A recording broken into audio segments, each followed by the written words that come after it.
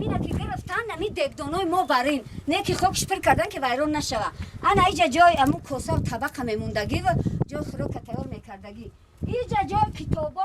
داملا اینجا کتابا را میمونده صاحب خانه کتاب میخونده است عبادت میکرده است انا اینا مهمان خانه بودستن مردم خچو اینجا خواب میکردن مهمانا را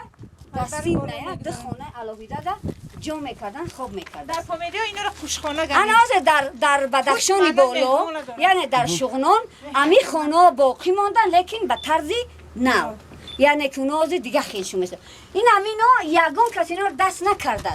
امی دیواری چند هزار سال پیش این یگان که دست نکرده خاکش گرفتن تمام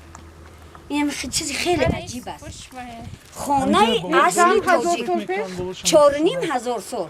4,500 سال پیش مردم همین طرف خطی خانه می ساختن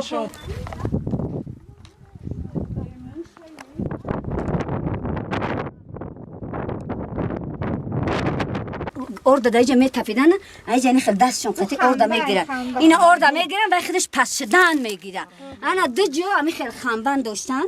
که وای می کرده هستن ارده اینجا می گرفتن ارده اینجا می گرفتن دو نمودی ارد میکردن اردی گندمی اردی باقلگی برای همین دو تا بگیم که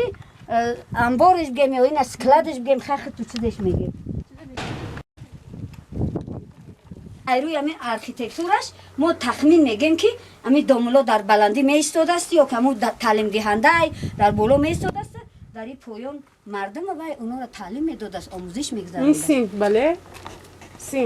سین بر اینا یکی همین چوب همون دوره بدست اینا چند هزار شده است این چوب ارچگی ای بینه که بعد 4,500 اون محکم ای کشیده نمیشه اینا بجای سیسما پایس چوب استفاده میبردن که میبردن که همین چوب همون سخت نگاه میداشت که بینه که بعد عمیق 1000 سال این دیوار نمیافته